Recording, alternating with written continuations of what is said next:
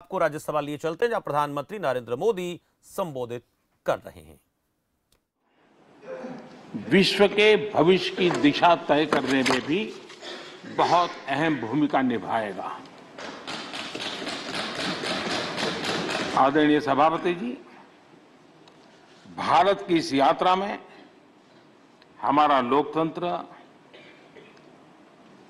हमारी संसद, हमारी संसदीय व्यवस्था, उसकी भी एक बहुत महत्वपूर्ण भूमिका रहेगी। मुझे खुशी है कि इस महत्वपूर्ण कालखंड में उच्च सदन को आपके जैसा सक्षम और प्रभावी नेतृत्व मिला है। आपके मार्गदर्शन में हमारे सभी सदस्यगण अपने कर्तव्यों का प्रभावी पालन करेंगे। ये सदन देश के संकल्पों को पूरा करने का प्रभावी मंच बनेगा। आदरणीय सभापति महोदय, आज आप संसद के उच्च सदन के मुखिया के रूप में अपनी नई जिम्मेदारी का औपचारिक आरंभ कर रहे हैं। इस उच्च सदन के कंधों पर भी जो जिम्मेदारी है, उसका भी सबसे पहला सरोकार देश के सबसे निचले पायदान पर खड़े सामान्य मानवीय के हितों से ही जुड़ा है। इस कालखंड में देश अपने इस दायित्व को समझ रहा है और उसका पूरा जिम्मेदारी से पालन कर रहा है। आज पहली बार महामहिम राष्ट्रपति श्रीमती द्रौपदी मुर्मू के रूप में देश की गौरवशाली आदिवासी विरासत हमारा मार्गदर्शन कर रही है। इसके पहले भी श्री रामनाथ कोविंद जी ऐसे ही वंचित समाज से निकलकर देश के सर्वोच्च पद पर पहुंचे थे और अब एक किसान के बेटे के रूप में आप भी करोड़ों देशवासियों की, गांव, गरीब और किसान की ऊर्जा का प्रतिनिधित्व कर रहे हैं। आदरणीय सभापति जी, आपका जीवन इस बात का प्रमाण है कि सिद्धि सिर्फ साधनों से नहीं, साधना से मिलती है।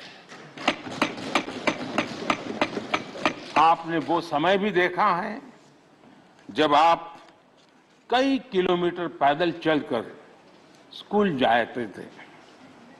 गांव, गरीब, किसान के लिए आपने जो किया, वो सामाजिक जीवन में रहे हर व्यक्ति के लिए एक उदाहरण है।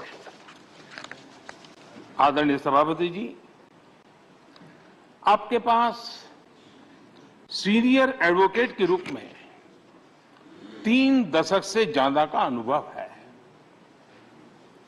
मैं विश्वास से कह सकता हूं, इस सदन में आप कोर्ट की कमी महसूस नहीं करेंगे।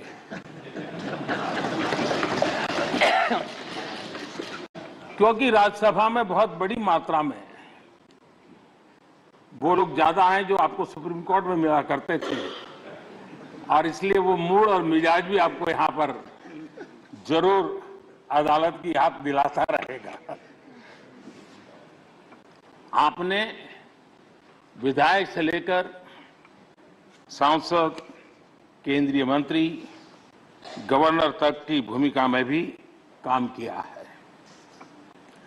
इन सभी भूमिकाओं में जो एक बात कॉमन रही, वो है देश के विकास और लोकतांत्रिक मूल्यों के लिए आपकी निष्ठा। निश्चित तौर पर आपके अनुभव देश और लोकतंत्र के लिए बहुत ही महत्वपूर्ण है। आदरणीय सभापति जी, आप राजनीति में रहकर भी दलगत सीमाओं से ऊपर उठकर सबको साथ जोड़कर काम करते रहे हैं। उपराष्ट्रपति के चुनाव में भी आपके लिए सबका वो अपनापन हमने स्पष्ट रूप से देखा। मतदान के 75% वोट प्राप्त करके जीत हासिल करना अपने आप में अहम रहा। आदरणीय सभापति जी, हमारे यहां कहा जाता है नयति इति नायकः, अर्थात जो हमें आगे ले जाए वही नायक है। आगे लेकर जाना ही नेतृत्व की वास्तविक परिभाषा है। राज्यसभा के संदर्भ में ये बात और महत्वपूर्ण हो जाती है क्योंकि इस सदन पर लोकतांत्रिक निर्णयों को और भी रिफाइंड तरीके से आगे बढ़ाने की जिम्मेदारी है।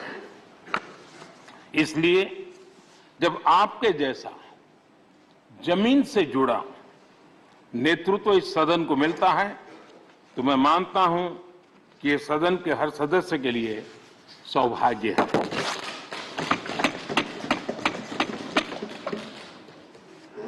आदरणीय सभापति जी, राज्यसभा देश की महान लोकतांत्रिक विरासत की एक संवाहक भी रही है और उसकी शक्ति भी रही है।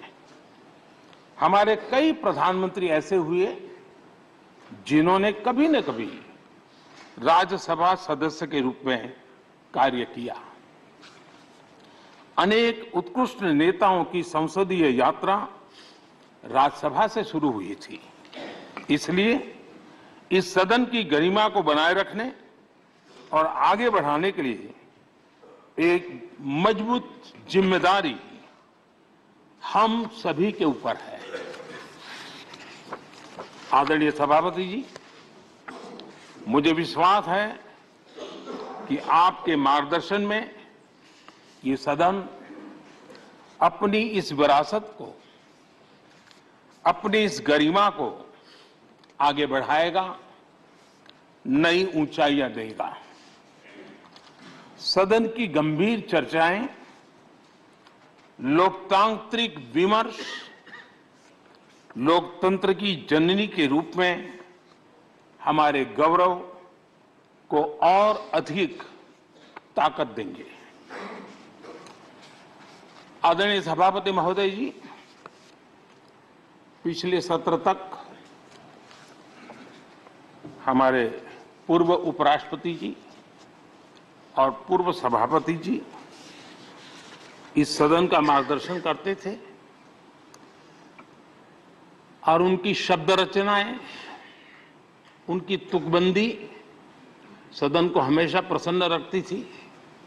ठहाके लेने के लिए बड़ा अवसर मिलता था।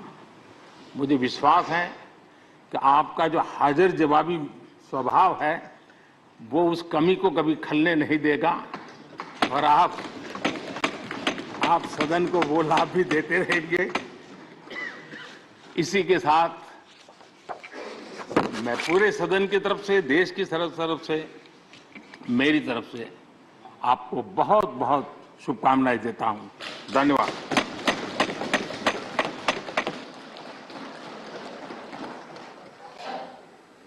Honourable deputy chairman.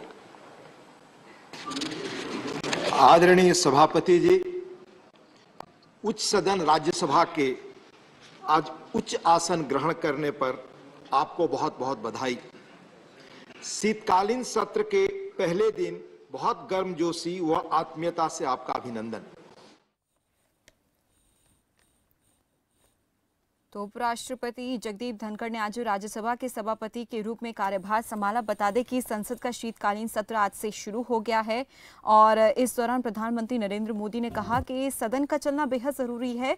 खासकर युवा सांसद भी ऐसा कहते हैं। विपक्षी सांसदों का भी यही कहना है कि उन्हें बहस में बोलने का मौका नहीं मिलता, सदन स्थगित हो जाता है और उन्हें नुकसान होता है। मुझे लगता है कि सभी सदन के नेता और पार्टी के नेता सांसदों के इर्द इस दर्द को समझेंगे। वहीं प्रधानमंत्री नरेंद्र मोदी ने अपने संबोधन में ये भी कहा कि पिछले कुछ दिनों में मैं लगभग सभी राजनीतिक दलों के सांसदों से अनौपचारिक रूप से मिला और उन्होंने कहा कि जब सदन में हंगामा होता है और स्थगित हो जाता है तो इसका प्रभाव सांसदों पर जरूर पड़ता है। युवा सांसदों का कहना है कि जब कार्यवाही नहीं चलती और चर्चा नहीं होती है